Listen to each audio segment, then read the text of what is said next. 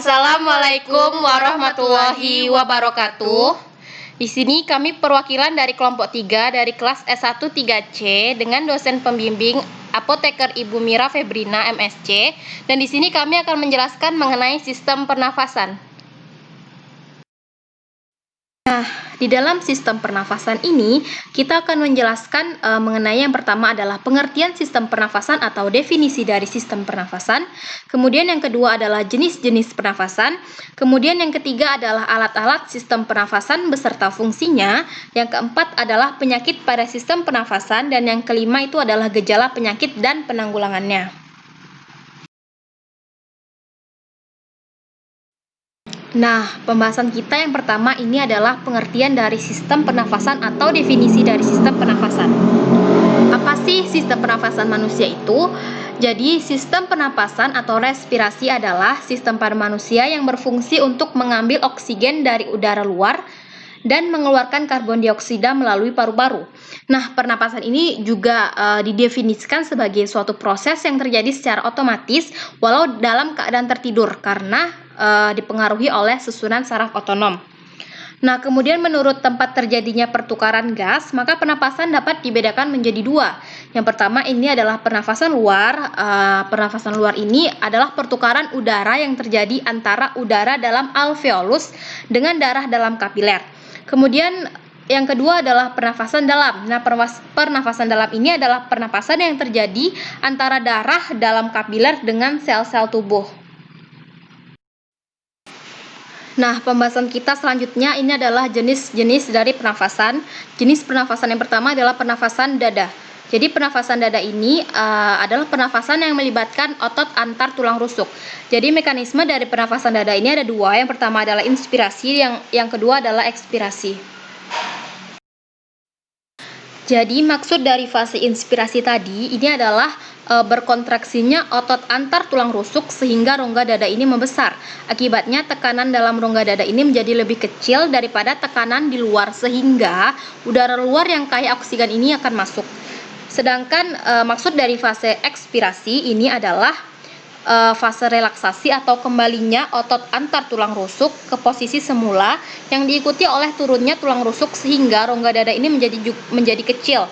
Sebagai akibatnya, tekanan di dalam rongga dada ini menjadi lebih besar daripada tekanan luar, sehingga udara dalam rongga dada yang kaya karbon dioksida ini juga akan keluar. Nah, jenis pernafasan selanjutnya ini adalah pernafasan perut. Jadi pernafasan perut ini adalah pernafasan yang melibatkan otot diafragma. Mekanisme dari pernafasan perut itu juga sama. Yang pertama adalah inspirasi, yang kedua adalah ekspirasi. Maksud dari fase inspirasi pada pernafasan perut ini adalah berkontraksinya otot diafragma sehingga rongga dada ini menjadi besar. Akibatnya, tekanan di dalam rongga dada menjadi lebih kecil daripada tekanan di luar sehingga udara luar yang kaya oksigen ini akan masuk. Sedangkan maksud dari fase ekspirasi adalah fase relaksasi atau kembalinya otot diafragma ke posisi semula yang diikuti oleh turunnya tulang rusuk sehingga rongga dada menjadi kecil. Nah, akibatnya tekanan di dalam rongga dada ini menjadi lebih besar daripada tekanan luar, sehingga udara di dalam rongga dada yang mengandung karbon dioksida ini juga akan keluar.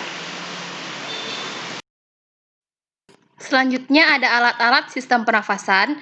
Nah, alat-alat pernafasan ini adalah alat atau bagian tubuh tempat O2 dapat berdifusi masuk dan sebaliknya. CO2 dapat berdifusi keluar pada respirasi aerob. Nah, alat pernafasan pada manusia ini terdiri dari yang pertama ada hidung, kemudian faring atau tekak, kemudian yang ketiga ada laring atau pangkal tenggorokan, kemudian ada trakea atau batang tenggorokan, kemudian ada bronkus atau cabang batang tenggorokan, kemudian ada bronkiolus atau cabang bronkus, dan yang terakhir ada pulmo atau paru-paru. Yang pertama adalah rongga hidung atau cavum nasalis. Jadi udara dari luar ini akan masuk lewat rongga hidung, dan rongga hidung ini juga berlapis dengan selaput lendir. Selaput lendir ini fungsinya untuk menangkap benda asing yang masuk lewat saluran pernapasan. Nah, selain itu terdapat juga rambut pendek dan tebal yang fungsinya itu untuk menyaring partikel kotoran yang masuk bersama udara. Rongga hidung ini berfungsi untuk menyaring udara, kemudian melembabkan udara dan memanaskan udara. Yang kedua, selanjutnya adalah faring atau tekak. Jadi Tadi udara dari rongga hidung ini akan masuk ke faring. Nah, faring ini berbentuk seperti tabung corong yang letaknya di belakang rongga hidung dan mulut dan tersusun dari otot rangka. Faring ini berfungsi sebagai jalannya udara dan makanan. Faring ini merupakan percabangan dua saluran, yaitu saluran pernapasan atau nasofaring dan terletak pada bagian depan, dan saluran pencernaan atau orofaring yang terletak di bagian belakang. Selanjutnya ada laring atau pangkal tenggorokan. Laring ini terletak antara faring dan trakea. Laring ini tersusun atas 9 buah tulang rawan. Nah, bagian dalam dindingnya ini digerakkan oleh otot untuk menutup serta membuka glotis. Jadi glotis ini adalah lubang mirip celah yang menghubungkan antara trakea dengan faring. Selanjutnya ada tenggorokan atau trakea. Nah, tenggorokan ini berupa pipa yang panjangnya lebih kurang 10 cm. Terletak sebagian di leher dan sebagian lagi ada di rongga dada. Dinding tenggorokan ini tipis dan kaku yang dikelilingi oleh cincin tulang rawan, dan pada bagian dalam rongga ini bersilia. Silia ini fungsinya untuk menyaring benda-benda asing yang masuk ke saluran pernafasan, atau bisa juga dia menyaring kotoran. Selanjutnya yang kelima ada cabang-cabang tenggorokan atau bronki. Nah, tenggorokan atau trakea tadi ini bercabang menjadi dua bagian. Yang pertama adalah bronkus kanan dan bronkus kiri. Nah, bronkus ini bercabang lagi menjadi bronkiolus.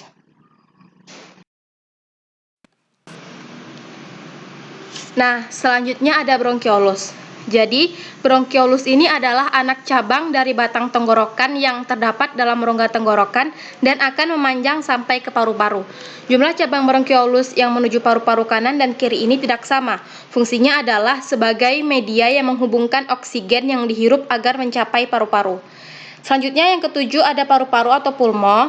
Nah, paru-paru ini terletak di dalam rongga dada bagian atas. Di bagian sampingnya dibatasi oleh otot dan rusuk, dan di bagian bawah dibatasi oleh diafragma yang berotot kuat.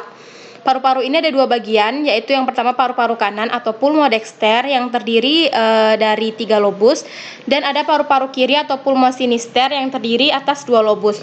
Selaput bagian dalam yang langsung menyelaputi paru-paru disebut pleura dalam atau pleura visceralis.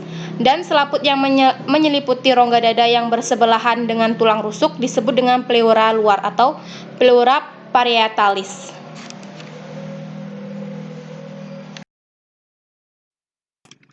Nah, selanjutnya adalah penyakit yang sering timbul pada sistem pernafasan. Yang pertama ada asma, kemudian yang kedua ada COPD, kemudian yang ketiga ada emfisemen paru atau paru-paru basah.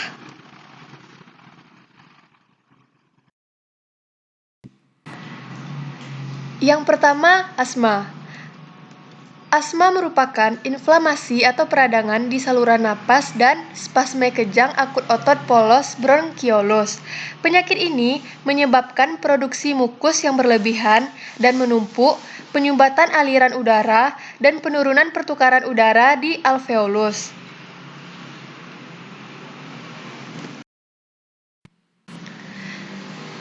Selanjutnya, penyebab penyakit asma. Yang pertama itu faktor genetik atau keturunan. Yang kedua, terpapar beberapa rangsangan atau iritan berulang atau terus-menerus, terutama pada masa perkembangan. Selanjutnya, gejala klinis penyakit asma. Yang pertama itu dyspnea atau sesak nafas yang bermakna. Yang kedua, batuk, terutama di malam hari. Yang ketiga, pernafasan yang dangkal dan cepat. Penanganan penderita penyakit asma. Langkah pertama dalam pengobatan adalah mengevaluasi derajat atau stadium asma penderita. Yang kedua, pemantauan laju peak flow yang sering terutama selama insiden meningkat, seperti pada musim dingin dan musim semi. Hal ini sangat diperlukan bahkan pada asma ringan sekalipun.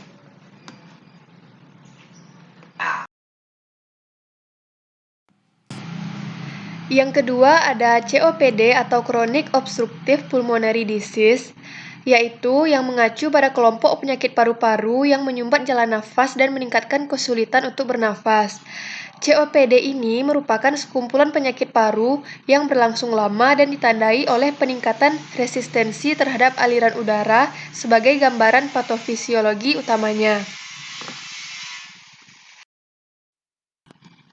Selanjutnya, penyebab penyakit COPD. Yang pertama itu ada kerusakan pada paru-paru, yang kedua, gangguan pada saluran pernafasan, yang ketiga, asap rokok dan iritan lain, yang keempat, faktor genetik.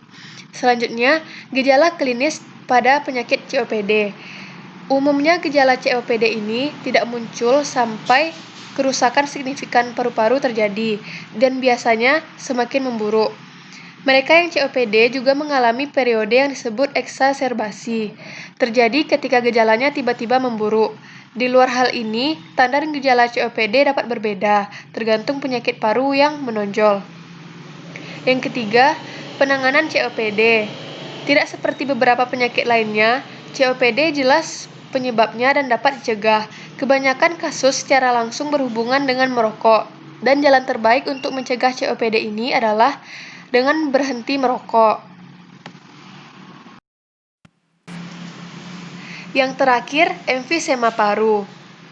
Emfisema paru-paru adalah penyakit saluran pernafasan yang berciri sesak nafas secara terus-menerus, yang menghebat pada waktu mengeluarkan tenaga dan seringkali merasa lelah dan tidak bergairah, atau dalam bahasa awamnya disebut dengan paru-paru basah. Penyebab penyakit emfisema paru ini yaitu bronkitis kronis yang berkaitan dengan merokok, yang kedua, menghisap asap rokok atau debu, yang ketiga, pengaruh usia. Gejala klinis penyakit emfisema paru. Yang pertama, diawali dengan gejala serupa dengan bronkitis kronis. Yang kedua, napas terengah-rengah disertai dengan suara seperti peluit. Yang ketiga, bibir tampak kebiruan. Penanganan penyakit emfisema paru. Yang pertama itu berhenti merokok, yang kedua hindari iritasi pernapasan termasuk asap dari knalpot cat dan mobil. Yang ketiga berolahraga secara teratur.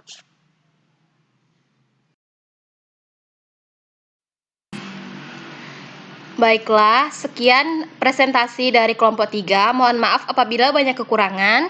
Terima kasih. Wassalamualaikum warahmatullahi wabarakatuh.